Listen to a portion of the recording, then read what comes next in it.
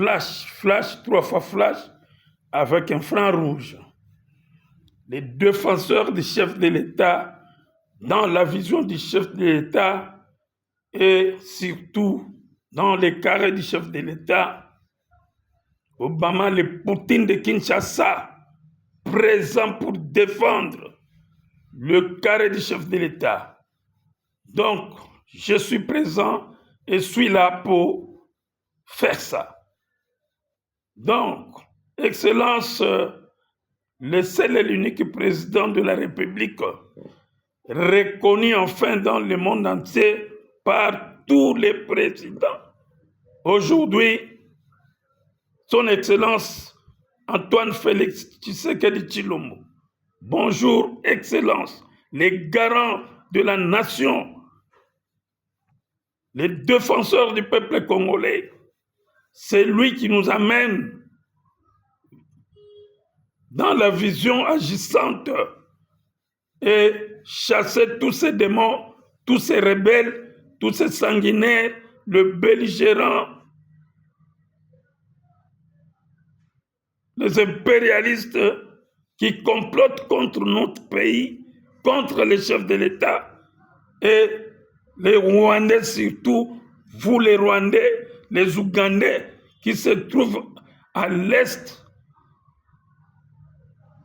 qui sont en train de massacrer le peuple congolais à cause de notre richesse à nous. Donc, Excellence, chef de l'État,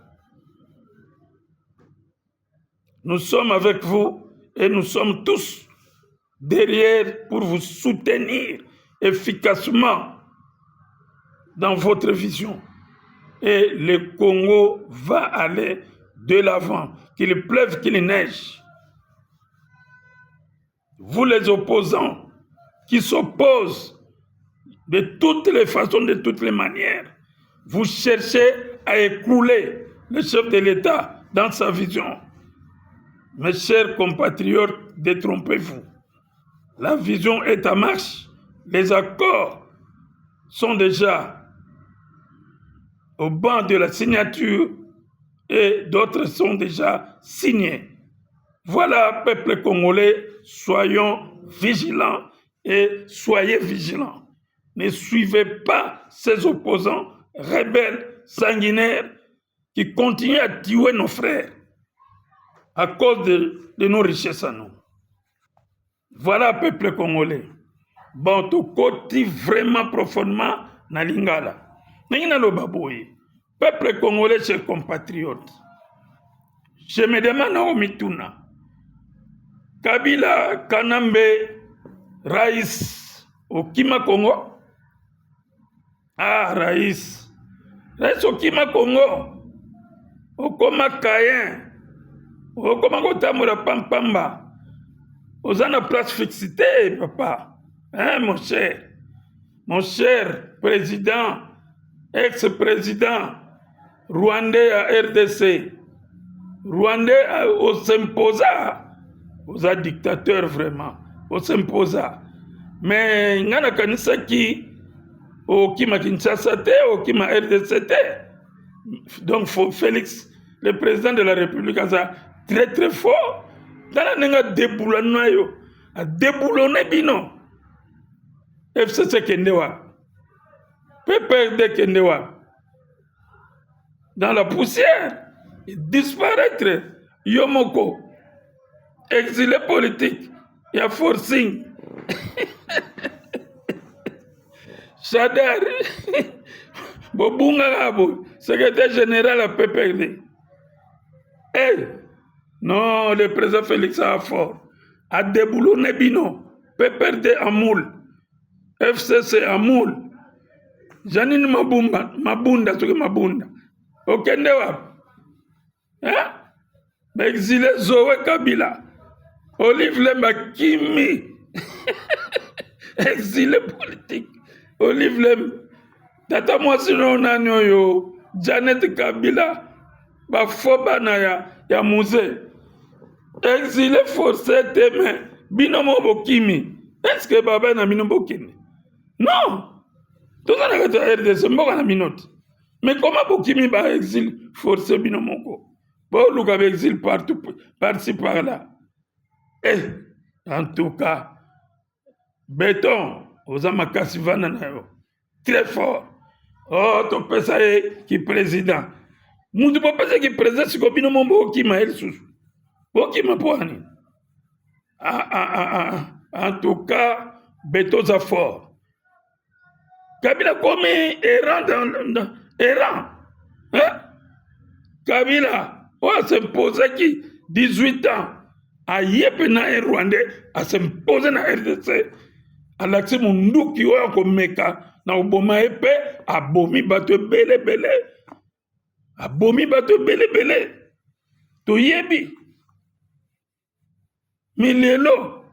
L'homme Munduki a kimi ye moko. A komi exilé. Moïse Katumbi. Exilé. Ba tête d'affiche tout exilé. Vous dire que ce sont des étrangers. Ceux qui réellement, c'est pas Congolais. Bobaki Mambo na Mamponani. Bakima pourquoi? Donc, pour démontrer que ce ne sont pas des Congolais, ce sont des Israéliens, ba Rwandais, ba Ougandais, totonek na bango a. Tala Kabila na famille na. Baza mbongo me baza leste. Bazangi sika kolala bakomi ba peuple nomade mais na exilo bango moko baza conscient nango balingaki yango peuple de amon FCC biza kukufa Chadar amon na te tozo mone kaka na monaki yesoki na epa petioyo maîtrisable wana donc bino monde Bokomba maîtrisable. Le président Félix a maîtrisé Bino. Maîtrisable. Président Félix maîtrisable. Fatih Béton, on maîtrisé Bango. Au bomé, Bango Koboma. Étranger. Bonika Mboko Pona Bamate. Bosili si Batu Thérèse Kapanga. Bon, yo Kabila, Kanambe yo kanga bien.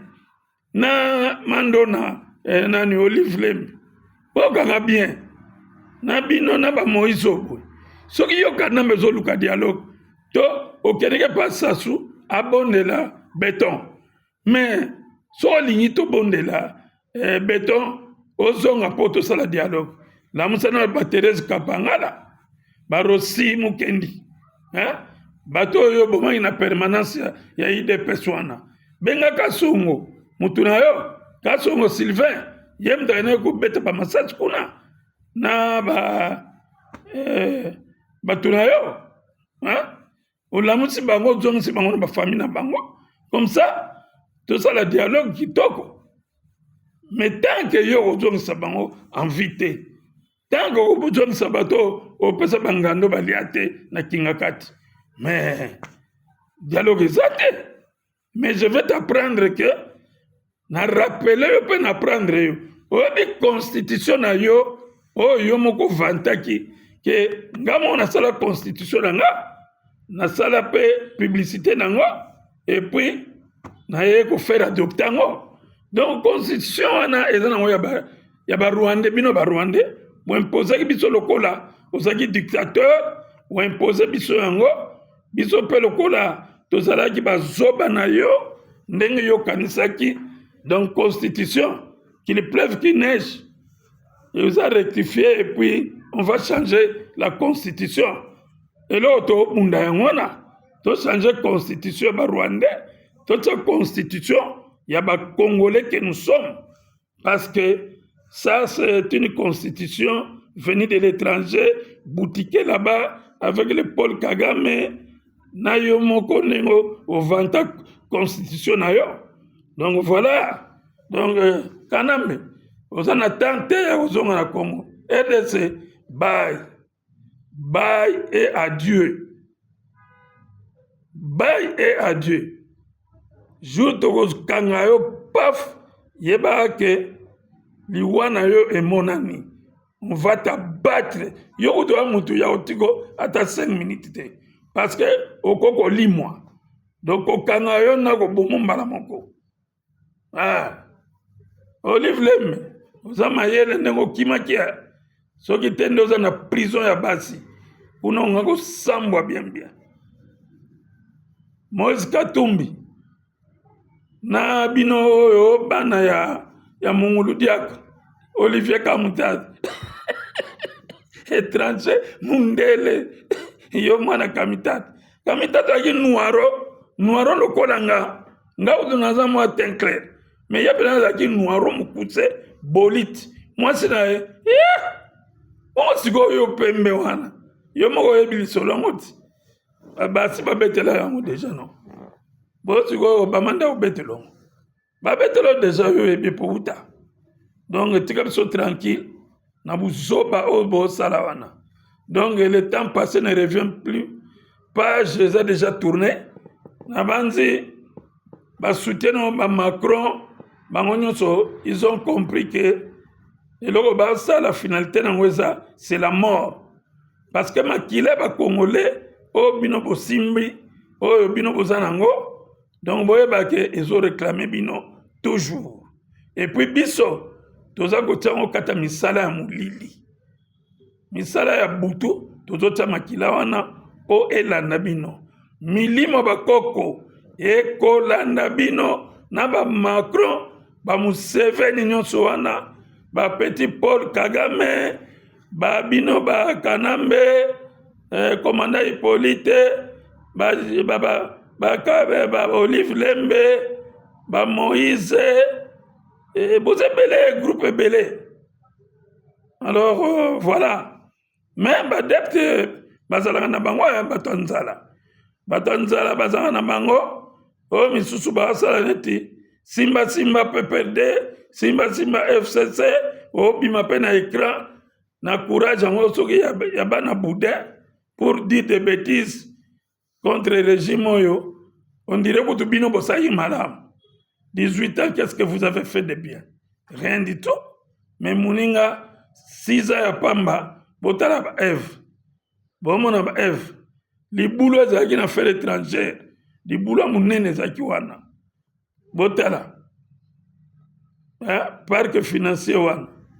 Ce n'est pas n'importe qui. La réalisation ya ma casse pour vous détruire. Peuple congolais, soutenons les chefs de l'État.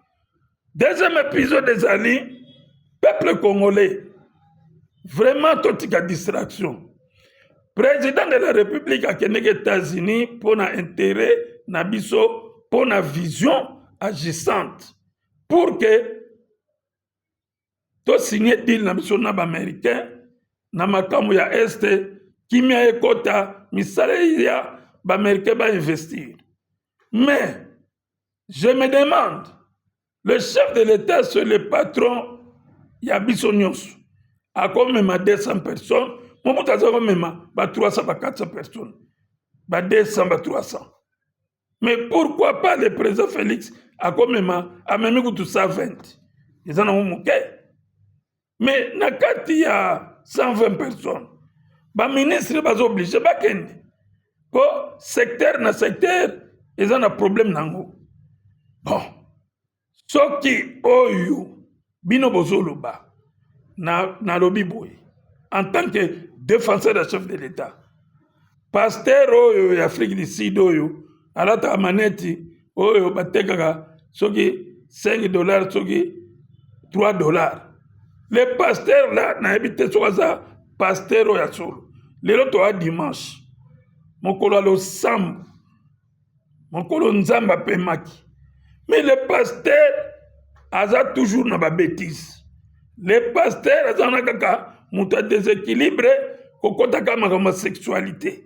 Ya lingi namoni yo pasteur ya Afrique du Sud oyo akoko oyo ana suke beleti na mandefu. Namoni yo zaki ndumba pe ozandumba. Dans l'église no wana osakana na ba fille ya batu bana batu. Parce que comment voulez-vous ingérence non ezaka na ba bêtise. Nyakera lobby. Basali bo.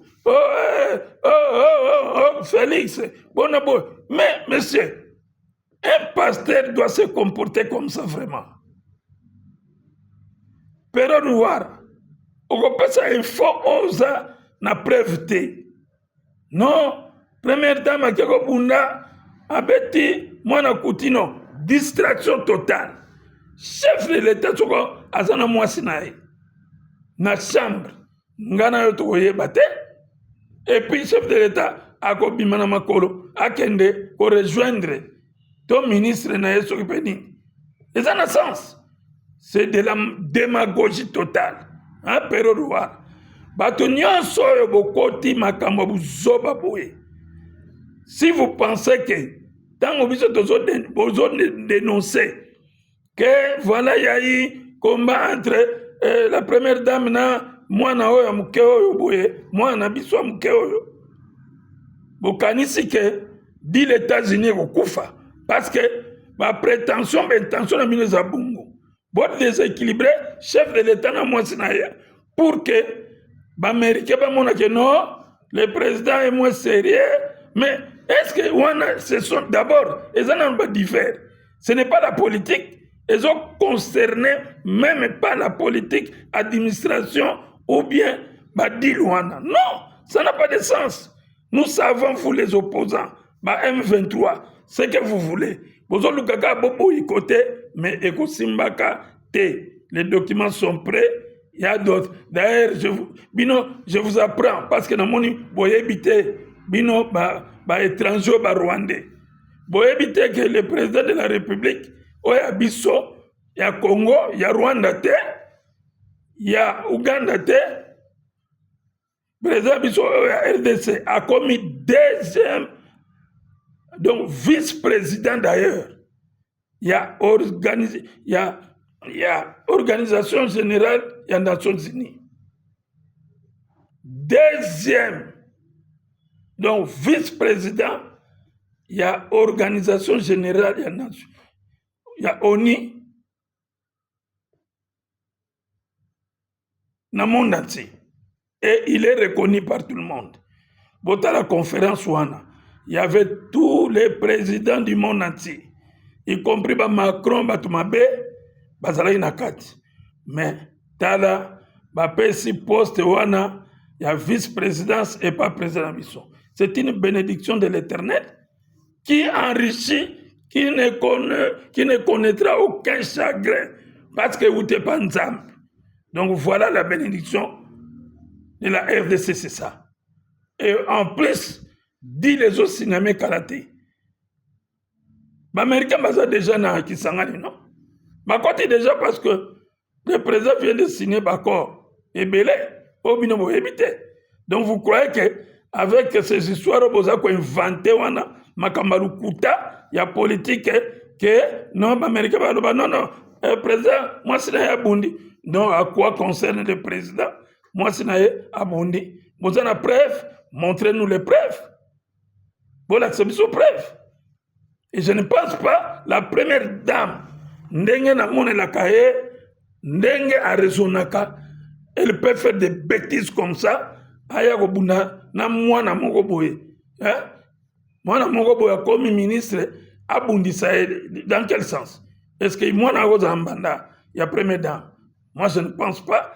Et je vous dis, tous ces tout batunyo so bakoti makamwana, vous êtes des imbéciles, des idiots, des mal éduqués. Vous n'avez pas le respect envers le chef de l'État, respect envers la femme du chef de l'État. Vous êtes des Nyama, Bambisi. Vous raisonnez comme des chiens, des chiens, des gens qui n'ont pas la tête. Toi, le pasteur Pierrot Rouara, Pierrot Rouara, un étranger, comment mon goboy, vous êtes des imbéciles. Moi, je vous injure, vous tous. Vous avez la moitié de la mobile, vous avez la publicité, il y a vous zoba dans les réseaux sociaux, vous avez zoba, vous avez tout fait, zoba, imbécile. Impoli que vous êtes, vous les Congolais. Le manque de respect envers le chef de l'État. Je vous injure pour la première fois, moi, le défenseur du chef de l'État. Banyangala Kata, insensé que vous êtes. Respectez le chef de l'État. Ce n'est pas votre ami. La première dame, ce n'est pas votre ami. Respectez-eux. Les salopards que vous êtes, des illettrés congolais, Zoba. Yamona Kabila Sakana na bino. Pas nous autres, pas moi. Kabila ne peut pas jouer avec moi. Même quand il est au pouvoir. Moi, je n'avais pas peur de lui. Et alors, qu'est-ce que vous pensez? Que vive le Congo en avant, tous ces bobards, ils ont tombé. Nul et sans effet. Au nom de Jésus-Christ de Nazareth. Vive la RDC, vive notre chef de l'État, vive la première dame. Vous êtes et vous resterez première dame. Il n'y aura pas de changement. Vous êtes unis avec le chef de l'État. Soutenez votre mari jusqu'à la fin 2100. Amen.